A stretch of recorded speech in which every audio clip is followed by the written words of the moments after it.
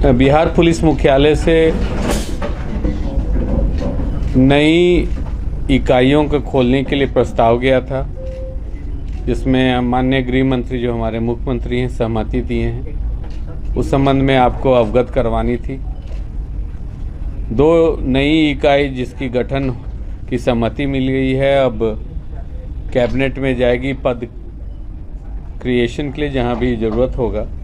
वो एक cyber crime कम cyber security इकाई है, दूसरी है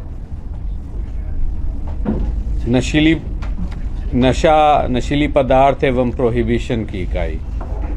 अब तक जो एनडीपीएस एक्ट से संबंधित कांडों थे वो इकोनॉमिक ऑफेंसेस विंग देख रहा था, और प्रोहिबिशन को लागू करने के लिए सीआईडी के अंतर्गत ही एक इकाई थी। बट वर्तमान में जो समाज में बदलाव आई है, जो नवयुवक नशा की ओर कुछ बढ़ते हुए दिखे हैं, इसलिए हमने प्रस्ताव भेजी थी कि अलग से प्रोहिबिशन, अवैध शराब का खपत करने वाले के खिलाफ कार्रवाई एवं सभी नशीले पदार्थ जिसमें दवाइयाँ भी होती हैं, फार्मास्यूटिकल कई दवाई भी ऐसी होती है जिसे प्रिस्क्रिप्शन ड्रग कहते हैं, वो आम तौर पर बाजार में बिक्री हो रही है और नवयुवक और अन्य लोग भी उसकी प्रयोग कर रहे हैं। तो इसके लिए रोकथाम के लिए बाकी राज्यों में भी हुआ है। एक नारकोटिक कंट्रोल ब्यूरो के अनुरूप स्टेट एंटी नारकोटिक कम प्रोहिबिशन इकाई की गठन की भी मंजूरी मिली। नारकोटिक के बारे में बताना चाहूँगा कि जो वर्तमान परिप्रेक्ष्य है, डीजी साहब दिल्ली जनता दरबार करते हैं, लगातार शिकायत आ रही है कि नवयुवक काफ़ी ज़्यादा नशा की ओर जा रहे हैं। उसमें ग्लू स्निफिंग भी है, कुछ रेलवे लाइन किनारे देखेंगे, फिर थिनर, एक पेंट का थिनर का आता है केमिकल, उसका भी प्रयोग करते हैं। उसके अलावा कई दवाइयां हैं इंजेक्शन से ली जाती है जो कि मेडिकल प्रिस्क्रिप्शन में है, उसका भी पाया जा गया है कि बिहार में कुछ खपत बढ़ी है। हम लोग ने समीक्षा किया, तो इस इकाई का नींव रखने के लिए हम लोग ये कोशिश किए हैं कि पहले इंटेलिजेंस कलेक्ट करें कि किस तरह का मादक पदार्थ, नशीले सामान बाजार में वितरित हैं। यह काम एसटीएफ द्वारा की गई है। जनवरी माह में एक स्पेशल इकाई कुछ 5 ही 6 ऑफिसर्स का हम लोग बनाए थे, जिनका काम था कि किस किस तरह की रासायनिक नशीली पदार्थ या गांजा, भांग, चरस तो हम लोग सब जानते हैं, और ओपियोइड्स क्या क्या बाजार में और कहां से आ रहा है। तो इसमें काफ़ी काम बढ़ा। फिर चौथे महीने से जब इंटेलिजेंस कलेक्ट होने लगी तो हम लोग ने छापामारी भी शुरू की है। एसटीएफ पकड़ करके चेन ध्वस्त करना। तो जो हमारे इंटेलिजेंस से कलेक्शन हुआ है, ये मालूम हुआ है कि पिछले 4-5 साल में ओपियोइड्स हुआ पॉपी से डिराइव्ड। पॉपी एक फूल होती है जिसके सैप से बनता है हेरोइन ही रॉ फॉर्म में स्मैक बोलते हैं, ब्राउन शुगर बोलते हैं, और रिफाइंड में ओपियम हो जाता है। मॉर्फिन उस बीच में होती है। तो ये कहाँ से सप्लाई हो रही है, जो पुड़िया में या इंजेक्शन से लोग ले रहे हैं, इस पर काफ़ी अध्ययन किया गया और इंटेलिजेंस कलेक्ट की गई। तो मालूम हुआ कि नेपाल से भी आ रही है, नॉर्थ ईस्ट से भी आ रही है, यूपी से भी, साथ ही साथ झारखंड से लगा हुआ जो हमारा सीमा है, वहाँ भी काफ़ी मात्रा में पॉपी कल्टीवेशन हो रही है। कई वर्षों से लगातार एनसीबी की जो इकाई है, साथ में एसटीएफ, केंद्रीय बल, जिला बल, ओपीएम की खेती करने वालों पर कार्रवाई करते आए हैं, फसल काटते आए हैं। ज़्यादातर ये ओपीएम की जो खेती हो रही है हमारे यहाँ बिहार में जो है, अब कवाकोल में भी पाई गई है, परंतु गया ही बॉर्डरिंग चतरा पलामू में पाया गया है।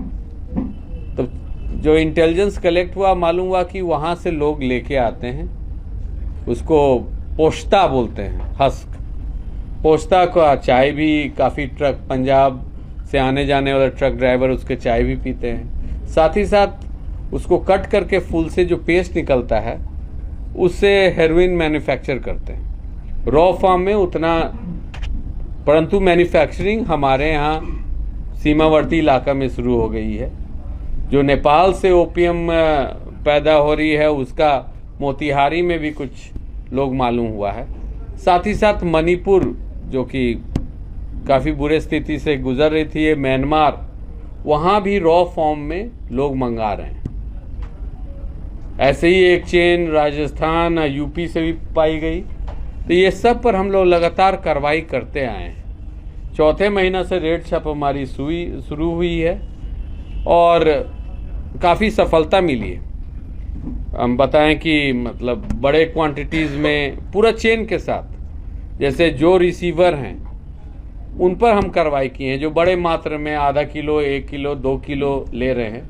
फिर उनका डिस्ट्रीब्यूशन नेटवर्क भी हम देख रहे हैं, जो सब रिटेलर्स हैं जो पुड़िया बना के फिर पेडलर्स को देते हैं, उन पर भी कार्रवाई हम लोग ने प्रारंभ किया है। और इसमें जनता का सहयोग भी चाहिए, इसलिए आपके मार्फत 2 नंबर देने चाहते थे। जिनको शिकायत करनी है, यहाँ इस समस्या को देखते हुए पुलिस कंट्रोल रूम के दोनों नंबर हैं, वहाँ भी लोग इंटेलिजेंस दे सकते हैं, लिखवा सकते हैं। ये नंबर है, दोनों पटना का है, 0612, एक है 2294,318, रिपीट करूंगा 2294,318, दूसरा है 2294,319। तो इन नंबर पर अगर किन्हीं को सूचना देना होगा तो जरूर बताएंगे। जो गैंग इन्वॉल्व हैं बड़े पैमाने पर, जो बड़े मात्रा में लाते हैं, वो काफ़ी सोफिस्टिकेटेड है। जो 2-3 बड़ी छापेमारी हम लोग का किया गया है, मोतिहारी में 2, नवादा थाना अंतर्गत आरा में।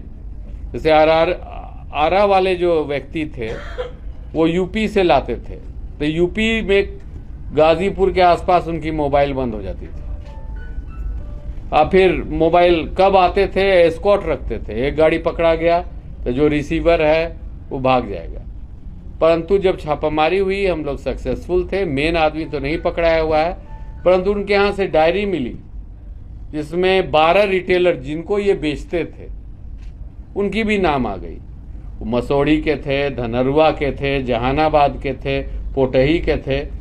वो उनसे 100-200 ग्राम मात्रा में लेके पुड़िया बना के डिस्ट्रीब्यूट करते थे।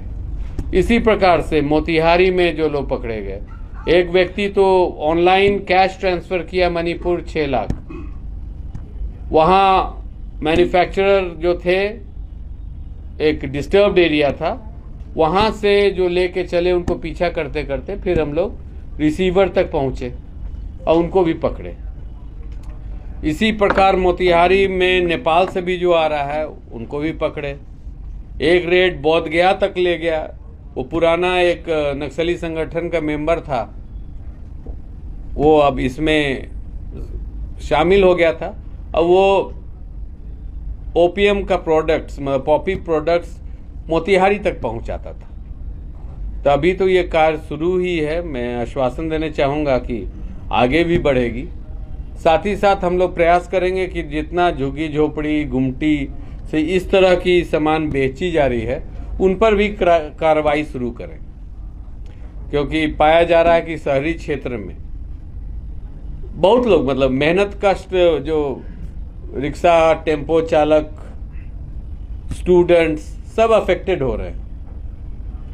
और इससे अपराध, पैसा चाहिए तो चेन स्नैचिंग, मोबाइल स्नैचिंग, पैसा जनरेट करने के लिए, इस नशा को आगे बढ़ाने के लिए लोग क्राइम कर रहे हैं। तब हम एकदम संकल्प उठाए हैं कि इस पर हम लोग रोकथाम करेंगे।